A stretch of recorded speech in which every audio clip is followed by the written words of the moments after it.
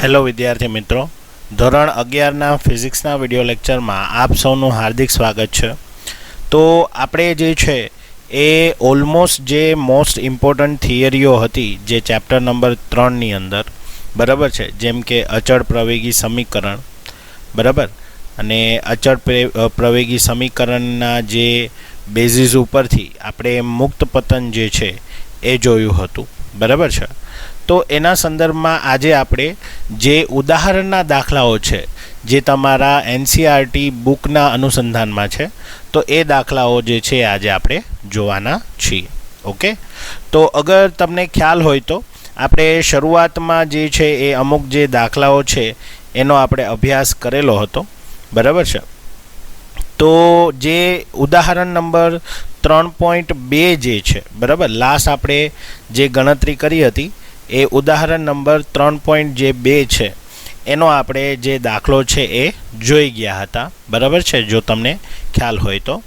અને ત્યારબાદ જે છે એ ઉદાહરણ નંબર 3.3 જે છે એ થિયરી છે, જે કલનશાસ્ત્ર પ્રમાણે આપણે અચળ પ્રવેગી જે ગતિના સમીકરણો છે એ સાબિત કરવાનું હતું બરાબર છે. જે લાસ્ટ અને એની પહેલાંના જ્યારે સંકલનવાળા જે વિડીયોની અંદર મેં તમને આ આખું જે ઇક્વેશન છે બરાબર છે એ સાબિત કરેલું હતું. તો એ હકીકતના તમારા એનસીઆરટી બુકની અંદર ઉદાહરણમાં આપેલું છે બરાબર, એઝ અ થિયરી જે છે એ ઉદાહરણમાં આપી દીધેલું છે. તો હવે આપણે ઉદાહરણ નંબર 3.4 જે છે એની વાત કરીએ. તો જો શું કહે છે 3.4, તો કે ઉદાહરણ નંબર 3.4, એક બહુમાળી મકાનના ટોચ પરથી એક દડાને શિરોલંબ ઉધ્વ દિશામાં, ઉધ્વ મતલબ ઉપરની તરફ થાય, અધો એટલે કે નીચેની તરફ થશે, ઉધ્વ દિશામાં 20 મીટર પર સેકન્ડની ઝડપથી ફેંકવામાં આવે છે. મતલબ કે તમને અહીંયા પ્રારંભિક વેગ છે એ આપી દીધેલો છે બરાબર. દડો જે બિંદુએથી ફેંકવામાં આવે છે તેની જમીનથી ઊંચાઈ છે 25 મીટર છે. તો આપણે શું ગોતવાનું છે કે દડો કેટલી ઊંચાઈએ જશે અને દડો જમીનને અથડાય તે પહેલાં કેટલો સમય લાગશે બરાબર. હવે બેઝિકલી જે છે અહીંયા આપણને જી એટલે કે ગુરુત્વ પ્રવેગનું મૂલ્ય આપી દીધું છે કે 10 મીટર પર સેકન્ડ સ્ક્વેર લેવાનું છે બરાબર. તો અગર આપણે ડેટા જે છે એને થોડુંક જે છે એ સમજવાનો પ્રયત્ન કરીએ તો શું કીધું છે કે ભાઈ એક બહુમાળી ભવન છે, મતલબ કે એક આ રીતે બિલ્ડિંગ છે બરાબર છે, અને એ બિલ્ડિંગ ઉપર કોઈ એક વ્યક્તિ છે એ શું કરે છે તો કે ભાઈ દડાને ઉપરની તરફ ઉછાળે છે બરાબર. આપણને ઉધ્વ દિશા કીધું, તો જ્યારે દડો ઉપરની તરફ જાય છે ત્યારે એનો પ્રારંભિક જે વેગ છે એ v0 આપણને આપેલો છે કેટલો, 20 મીટર પર સેકન્ડ બરાબર છે. અને જે બિલ્ડિંગની ઊંચાઈ છે કે જ્યાંથી દડો ફેંકેલો છે એ આપણને 25 મીટર જે છે એ આપેલું છે બરાબર છે. તો જ્યારે પણ તમે ફિઝિક્સના જ્યારે દાખલા ગણો તો સૌથી પહેલાં તમને એનું ઇમેજિનેશન કરતાં આવડવું જોઈએ, એટલે કે જે ક્વેશ્ચન છે એના સંદર્ભમાં તમને વિચારતા આવડવું જોઈએ કે ભાઈ શું પરિસ્થિતિ હશે અને કઈ રીતે જે છે એ સિચ્યુએશન હશે બરાબર. તો આટલો જે ડેટા છે એ આપણને આપેલો છે. હવે સૌ પ્રથમ આપણને એમ પૂછ્યું છે કે જે દડો છે બરાબર છે એ કેટલી ઊંચાઈ સુધી જશે, મતલબ કે માની લો કે આ ઊંચાઈ સુધી જાય છે તો આ ઊંચાઈ આપણે શોધવાની છે બરાબર. અને સેકન્ડ વન જે છે એટલે કે સૌથી પહેલાં તો આપણે ઊંચાઈ શોધવાની છે અને સાથે સાથે આપણે સમયગાળો જોવાનો છે બરાબર. સમય કેટલો લાગે કે જ્યારે એ જમીન સાથે અથડાશે બરાબર, એટલે જમીન સાથે અથડાય તે માટે બરાબર છે.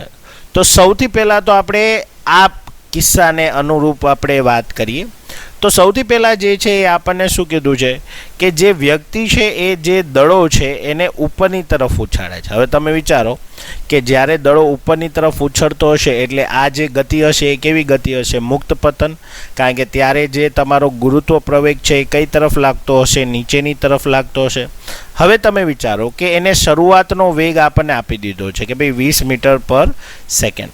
હવે જ્યાં જે દડો છે એ મહત્તમ ફોર એક્ઝામ્પલ કોઈ ઊંચાઈએ પહોંચ્યો બરાબર, તો એ ઊંચાઈનું મૂલ્ય હું ફોર એક્ઝામ્પલ h લઈ લઉં. તો જ્યારે દડો અહીંયા પહોંચશે ત્યારે શું થશે કે એનો જે અંતિમ વેગ છે એ શું થઈ જશે 0, કારણ કે આપણને ખ્યાલ જ છે કે કોઈ પણ પદાર્થને આપણે જ્યારે ઉછાળીએ ત્યારે એ ઉપર જઈને સ્ટોપ થઈ જશે ને પછી ફરીથી નીચે આવશે. તો એનો જે મહત્તમ ઊંચાઈ હશે એ મહત્તમ ઊંચાઈ ઉપર એનો જે વેગ હશે કેવો હશે 0. એટલે આપણે અહીંયા શું લખીએ કે ભાઈ માની લ્યો કે મહત્તમ ઊંચાઈ જે છે બરાબર, તો એ મહત્તમ ઊંચાઈ ફોર એક્ઝામ્પલ h છે. તો મહત્તમ ઊંચાઈ ઉપર જે અંતિમ વેગ હશે તો એ અંતિમ વેગ જે છે એ કેવો હશે v બરાબર 0 મીટર પર સેકન્ડ. બરાબર, તો હવે આપણે h નું મૂલ્ય ગોતવાનું છે. તો એવું 3 જે આપણે સમીકરણ બની ગયા એમાં કયું એવું સમીકરણ છે કે જેમાં અંતરનો ઉલ્લેખ આવતો હોય, પ્રારંભિક વેગનો ઉલ્લેખ આવતો હોય અને અંતિમ વેગનો ઉલ્લેખ આવતો હોય, જેથી કરીને આપણે સમયવાળું સમીકરણ નથી લેવાનું. બરાબર, તો એવું એક જ ઇક્વેશન છે તો કે કયું v² માઇનસ v0² બરાબર 2ax. બરાબર છે. હવે અહીંયા આપણે x ની બદલે h લેશું. હવે a એટલે પ્રવેગ થાય, પણ અહીંયા તો મુક્ત પતન છે, તો મુક્ત પતન માટે આપણે a બરાબર શું લેશું ગુરુત્વ પ્રવેગ g. પણ ખાસ ધ્યાન રાખો કે અહીંયા પદાર્થ છે એ ઉપરની તરફ જાય છે. મેં તમને લાસ્ટ વિડીયો લેક્ચરમાં કીધું હતું કે જ્યારે પદાર્થ ઉપર જતો હોય અને g નીચે લાગતો હોય તો તમારે પ્રવેગ છે એ શું લેવાનું -g લેવાનું.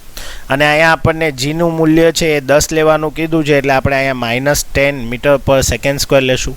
તો બધી કિંમતો અહીંયા મૂકી દઈએ તો અંતિમ વેગ છે એ 0 થઈ જશે. બરાબર, પ્રારંભિક વેગ આપણને આપ્યો છે 20 મીટર પર સેકન્ડ સ્ક્વેર.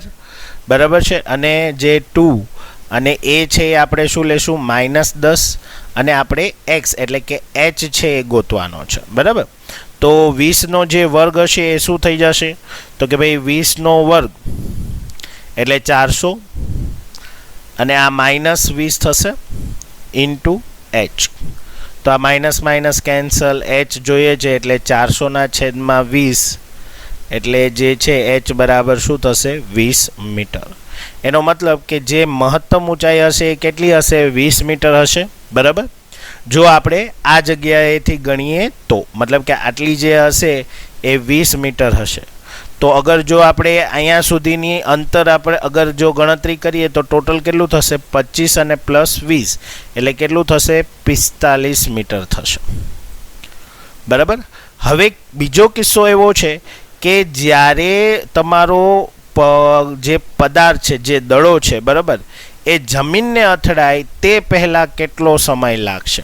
એટલે એ ઉપર જાય છે તો ઉપરથી જ્યારે નીચે આવે છે અને ત્યાંથી આપણને કેટલો સમય લાગે છે એ આપણે એને કહેવાનું છે. બરાબર, તો સૌથી પહેલાં અહીંયા આપણે 2 કટકા થશે કે ભાઈ માની લ્યો ઉપર છે તો ઉપરથી પહેલાં અહીંયા સુધીનું જેટલું અંતર કાપશે તો એના માટે પહેલાં અહીંયાથી ઉપર જાય. બરાબર છે, તો ઉપર જવા માટે લાગતો સમય એને આપણે t1 કહી દઈએ અને ઉપરથી નીચે સુધી આવતા લાગતો સમય t2. તો જે કુલ સમય હશે એ કુલ સમય કેટલો થઈ જશે t1 + t2 જેટલો સમય થઈ જશે. બરાબર, તો હવે આપણે સૌથી પહેલાં t1 માટે જે છે એ ઇક્વેશન વિચારીએ. તો જો હવે અહીંયા આપણે સમય લેવાનો છે, એટલે કે જ્યારે દડો છે ઉર્ધ્વ દિશામાં ગતિ કરે છે અને કેટલી ઊંચાઈ સુધી કરે છે તો કે ભાઈ h બરાબર 20 મીટર. તો 20 મીટરનું અંતર કાપવા માટે લાગતો સમય, તો અંતર ખબર છે, પ્રારંભિક વેગ ખબર છે. બરાબર, તો પ્રારંભિક વેગ છે આપણને કેટલો આપ્યો છે 20 મીટર પર સેકન્ડ. અંતિમ વેગ ખબર છે તો કે અંતિમ વેગ છે આપણા માટે v બરાબર 0 મીટર પર સેકન્ડ થશે. બરાબર, તો હવે તમારે t ગોતવાનો છે. તો આની ફોર્મ્યુલા જે છે તમે કોઈ પણ લઈ શકો, x બરાબર v0t + 1/2 at² એ પણ ચાલે. બરાબર છે, અને એટલું અઘરું ન કરવું હોય તો સિમ્પલી આપણે v - v0 + at જે છે એ લઈ શકીએ, જ્યાં t જે છે બરાબર એ સમય થશે અને એની બદલે આપણે શું લેશું તો કે ભાઈ -g, કારણ કે ઉપરની તરફ જાય છે એટલે -10 મીટર પર સેકન્ડ સ્ક્વેર. તો અંતિમ વેગ છે એ આપણો 0 થશે એટલે 0. પ્રારંભિક વેગ છે એ આપણને 20 આપેલો છે.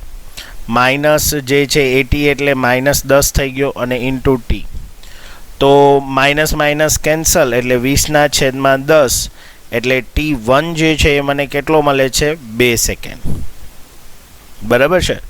તો T1 જે છે મને 2 સેકન્ડ મળે છે. હવે જે પદાર્થ છે બરાબર છે એ હવે શું થાય છે તો કે ભાઈ હવે જ્યારે પદાર્થ છે નીચેની તરફ ગતિ કરે,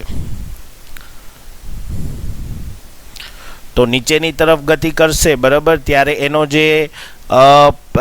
જે અંતિમ વેગ હશે એ બીજા કિસ્સા માટે પ્રારંભિક વેગ થઈ જશે, એટલે ત્યારે V0 છે એ શું થઈ જશે 0 મીટર પર સેકન્ડ, બરાબર. કઈ રીતે તમે સિમ્પલી વિચારો કે કોઈ પદાર્થ અહીંયાથી ગયો ત્યારે એનો વેગ V0 હતો, પછી એ ઉપર પહોંચે એટલે ત્યારે એનો વેગ 0 થઈ જશે. હવે આ પદાર્થ નીચે આવે છે પાછો, તો એના માટે V0 છે એનો પ્રારંભિક વેગ થશે, તો એના સંદર્ભમાં અમે પ્રારંભિક વેગ શું લઈ લીધો 0. હવે પદાર્થ નીચેની તરફ ગતિ કરે છે અને G પણ નીચે છે, મતલબ એનું મૂલ્ય મારે +G લેવાનું, એટલે કે +10 મીટર પર સેકન્ડ સ્ક્વેર થઈ જશે, બરાબર. હવે આ સમયગાળામાં મારી પાસે જે અંતર છે, મારું અંતર કેટલું છે તો કે ભાઈ 20 અને +25 એટલે કુલ કેટલું થયું 45 મીટર. તો જે કુલ અંતર છે એ મારું 45 મીટર છે, તો એના માટે લાગતો સમય મારે ગોતવાનો છે. તો અંતર ખબર છે, પ્રવેગ ખબર છે, વેગ પ્રારંભિક ખબર છે, તો જે મને સમય છે ઇઝીલી મળી જશે. કઈ રીતે તો કે ભાઈ x અથવા તો x બરાબર V0t + 1/2 at², બરાબર. તો V0 તો 0 એટલે આ પદ તો 0 થઈ જશે, તો x બરાબર 1/2 at² થઈ ગયું, બરાબર. તો આ 1/2 એની બદલે આપણે શું લેવાના છીએ +G એટલે કે 10 અને t² ગોતવાનો છે, બરાબર છે, એટલે કે t ગોતવાનો છે. x છે મને કેટલું મળે છે 45, તો અહીંયા હું 45 × 2/10 બરાબર t² કરું એટલે આ થઈ જશે 5 અને આ થઈ જશે 9 × 5 = 45 એટલે t² બરાબર 9 એટલે t બરાબર શું થઈ જશે 3 સેકન્ડ થઈ જશે, બરાબર. તો એનો મતલબ એમ થયો કે જ્યારે તમારો દડો છે બરાબર છે એ દડો એ બિલ્ડિંગની ઉપર જશે, બરાબર, અને ફરીથી નીચે આવશે ત્યારે એને કેટલો સમય લાગશે t બરાબર T1 + T2 એટલે કે 2 + 3 એટલે કે 5 સેકન્ડ લાગશે, બરાબર. તો આ રીતે જે છે એકદમ પ્રેક્ટિકલ એપ્રોચથી જે છે એ દાખલો ગણવાનો છે, બરાબર. એક વખત તમને ક્વેશ્ચન વાંચીને એના ઉપરથી જો ફિગર ડ્રો કરતા આવડી જાય તો તમે આરામથી કોઈ પણ પ્રકારના દાખલાઓ સોલ્વ કરી શકો. આ એક ચેપ્ટર એવું છે કે જેની અંદર એકદમ પ્રેક્ટિકલ ક્વેશ્ચન્સ છે એ આવે છે. તો જુઓ તમે કઈ રીતે આ જે દડો છે એ ઉપર જાય પાછો નીચે આવે, તો એના માટે એક આખી થિયરોટિકલી આપણે શું કર્યો કે જવાબ ગોત્યો. તો આ રીતે જે છે એ આના ઉદાહરણ જે છે અને દાખલા છે એ પૂછાય છે, બરાબર. તો આ રીતે ઉદાહરણ જે 3.4 છે એ પૂર્ણ થાય છે. ત્યારબાદ આપણે જોઈએ કે કયો જે એક્ઝામ્પલ છે એ પૂછાયેલો છે, બરાબર. તો ઉદાહરણ નંબર 3.4 જે છે એની અંદર જે છે એ આપણને જવાબ છે એ 5 સેકન્ડ મળે છે, તો અહીંયા પણ 5 સેકન્ડ આપેલું છે. એમાં બે અલગ મેથડથી તમને સમજાવેલું છે, તમને જે મેથડ જે છે એ ફાવે એ તમે જોઈ શકો છો, બરાબર છે. અને જે ઉદાહરણ નંબર 3.5 છે એ મુક્ત પતનની થિયરી છે, બરાબર છે. તો મુક્ત પતન જે છે આના પહેલાંના વિડીયો લેક્ચરની અંદર આપણે જોઈ ગયા કે મુક્ત પતન એકચ્યુઅલી શું થાય, બરાબર. તો એમાં એના સંદર્ભમાં જે G છે એનું મૂલ્ય આપણે કઈ રીતે લેવાનું એ આપણે સમજાવેલું હતું કે જ્યારે પદાર્થ ઉપરની તરફ ગતિ કરે તો ગુરુત્વ પ્રવેગની વિરુદ્ધ દિશામાં જાય છે એટલે -G લેવાનું. જો નીચેની તરફ ગતિ કરે તો ગુરુત્વ પ્રવેગની દિશામાં ગતિ થાય છે તો +G લેવાનું, બરાબર છે. તો એના સંદર્ભમાં જે આલેખ છે એ ખાસ જોવું કે જે પ્રવેગ છે એ ગુરુત્વ પ્રવેગનું મૂલ્ય અચળ હોય એટલા માટે એ -10 અથવા તો 9.8 મીટર પર સેકન્ડ સ્ક્વેર લઈ શકીએ. આ આલેખ છે એ જ્યારે પદાર્થ ઉપરની તરફ ગતિ કરતો હોય તેના માટે છે, બરાબર છે. તો આ પ્રવેગનો આલેખ છે, બરાબર. એવી રીતે અગર જો વેગનો આલેખ આપેલો હોય તો પ્રવેગ છે એ અચળ છે, એનો મતલબ જે વેગમાં થતો ફેરફાર છે એ કેવો હશે 0. તો જે મૂલ્ય હશે એ નિયમિત વેગ હશે, પણ કઈ દિશામાં? નેગેટિવ. શું કામ? કારણ કે આપણે જે ગુરુત્વ પ્રવેગ છે એ નેગેટિવ લીધેલું છે એટલા માટે, બરાબર. અને એના સંદર્ભમાં જ્યારે અગર અંતર અને સમયનો આલેખ આપ્યો હોય તો આ રીતે પરવલય શેપનો આવશે, બરાબર છે, વલય આકારનો.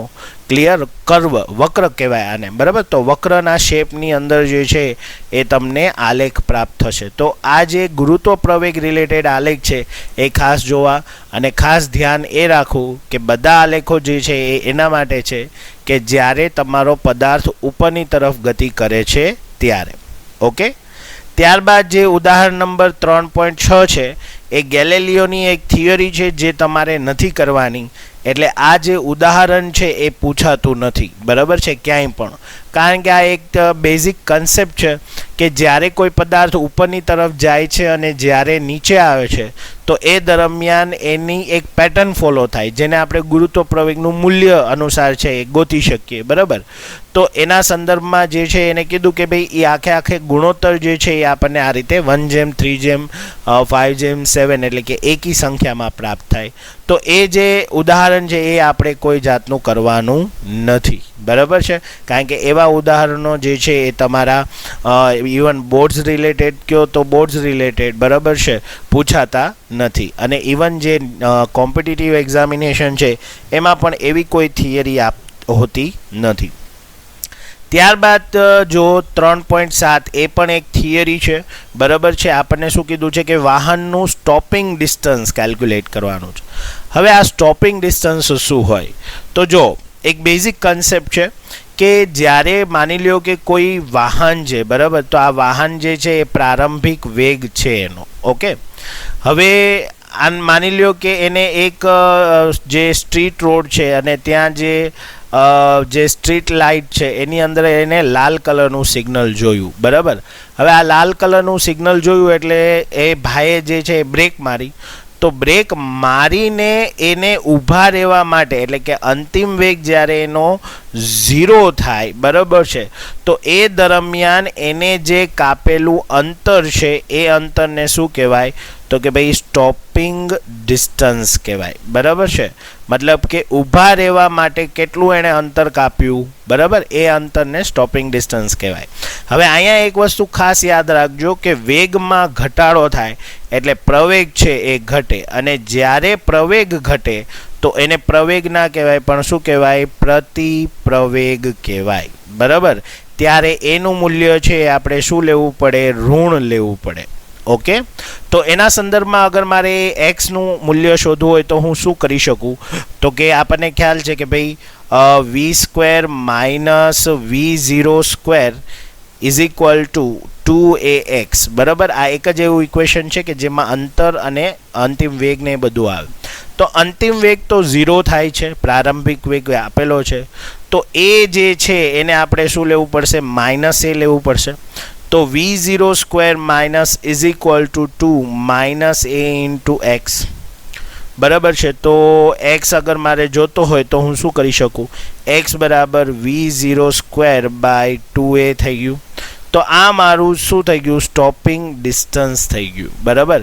કે જ્યારે પણ ગાડી ઊભી રહેશે તો આટલું અંતર જે છે આ સમીકરણના અનુસંધાનમાં કાપીને શું કરશે? ઊભું રહેશે, બરાબર. તો જો અહીંયા આપણને આપેલું જ છે કે ભાઈ સ્ટોપિંગ ડિસ્ટન્સ જે છે, બરાબર, તો એ સ્ટોપિંગ ડિસ્ટન્સ છે એને આપેલી છે કે ભાઈ કેટલી હોય? તો કે ભાઈ ds બરાબર -v0² બાય 2a, બરાબર. અહીંયા એને માઇનસ છે એ હજી એમને એમ રાખ્યો છે, બરાબર છે. જ્યારે એ જે છે એ પ્રતિપ્રવેગ હશે એટલે જો અહીંયા શું લખેલું છે કે -a પર આધારિત રાખે છે, એટલે અહીંયા તમે જ્યારે એની કિંમત માઇનસમાં લેશો તો એ જે એ હશે એ માઇનસ પ્લસ થઈ જશે અને ફાઇનલ આન્સર તમને હંમેશા પોઝિટિવમાં મળશે, બરાબર છે. તો આ જે આખો જે થિયરી છે એ ખાસ જે છે તમારે જોવાની છે, બરાબર છે. અને ત્યારબાદ જો ઉદાહરણ નંબર 3.8, બરાબર, એને કહેવાય એ પણ એક થિયરી છે, ટોપિક છે, જે પ્રતિક્રિયા સમય એટલે રિએક્શન ટાઈમ. હવે એના માટે તમારે એક એક્ટિવિટી કરવાની છે. તો કે કરવાનું શું છે કે તમારે શું કરવાનું? એક ફૂટપટ્ટી જે એક સ્કેલ છે, બરાબર. તો ફોર એક્ઝામ્પલ તમે એક સ્કેલ લીધી આ રીતે, બરાબર છે. તો તમે એને આ રીતે વર્ટિકલી જે છે એ બે અંગૂઠા અને આંગળીથી જે છે એની મદદથી તમે પકડો અને જે અંતર છે એને તમે નોટ ડાઉન કરી લો. બરાબર. હવે તમે તમારો સ્ટોપ વોચ એટલે કે મોબાઈલમાં કે કોઈ જગ્યાએ જે છે એ તમે સમય જે છે એ નોંધી શકો એવી રીતે સ્ટોપ વોચ ચાલુ કરી દેવાની અને જે સ્કેલ છે એને છોડી દેવાની અને અમુક અંતર પછી તમારે સ્ટોપ જે છે એ ઘડિયાળને સ્ટોપ કરી દેવાની ત્યારે તમારો અંગૂઠો દબાવી દેવાનો. એટલે માની લ્યો કે ફૂટપટ્ટી આમ સરકીને આમ પડીને ત્યારે તમે સ્ટોપ કરી દીધું તો એ સમયને એને જેટલું અંતર કાપ્યું એ અંતર બરાબર છે અને એના અનુસંધાનમાં જે સમય મળે એને પ્રતિક્રિયા સમય કહેવાય. હવે પ્રતિક્રિયા સમય એટલે રિએક્શન કે કોઈ પણ ક્રિયા થાય છે એ દરમિયાન લાગતા સમયને બરાબર છે એના અકોર્ડિંગ તમે જે રિએક્શન આપો જે પ્રતિક્રિયા આપો બરાબર એ પ્રતિક્રિયાના સમયગાળાને શું કહેવાય પ્રતિક્રિયા સમય કહેવાય. બરાબર છે. હવે બેઝિકલી એ વસ્તુ કરવા માટે આપણે શું કરીએ કે ભાઈ શરૂઆતમાં આ ફૂટપટ્ટી આ રીતે રાખી હતી એટલે કે જે ઇનિશિયેટિવ વેગ હતો એ 0 હતો એટલે 0 મીટર પર સેકન્ડ લઈએ તો જે અંતર હશે એના માટે આપણે શું લખી શકશું v0t પ્લસ 1/2 જે નીચેની તરફ જ જતો હતો એટલે g જે છે બરાબર છે એનું મૂલ્ય જે છે આપણે પ્લસમાં જ રાખીએ એટલે gt સ્ક્વેર થઈ ગયું. બરાબર. એટલે અહીંયાથી જે v0 છે એ તો 0 થઈ જશે તો x બરાબર 1/2 gt સ્ક્વેર થઈ ગયો તો t સ્ક્વેર બરાબર શું થશે 2x/g. બરાબર. તો t બરાબર √2x/g. તો આ જે સમય જે તમને મળે છે એ સમયને શું કહેવાય પ્રતિક્રિયા સમય. હા, આ પણ ક્યારે થાય કે જ્યારે ફ્રી ફોલ થતો હોય. બરાબર. એટલે કે પદાર્થ છે નીચેની તરફ ગતિ કરતો હોય ત્યારે. બરાબર. જો પદાર્થ ઉપરની તરફ ગતિ કરતો હોય તો અહીંયા માઇનસ આવે અને માઇનસ આવે તો માઇનસનો વર્ગમૂળ શક્ય નથી. એટલે આ વસ્તુનું ખાસ ધ્યાન રહે કે ક્યારે જે મૂલ્ય છે એ જીનું મૂલ્ય ક્યારે પ્લસ લેવું અને ક્યારે માઇનસ. ઓકે.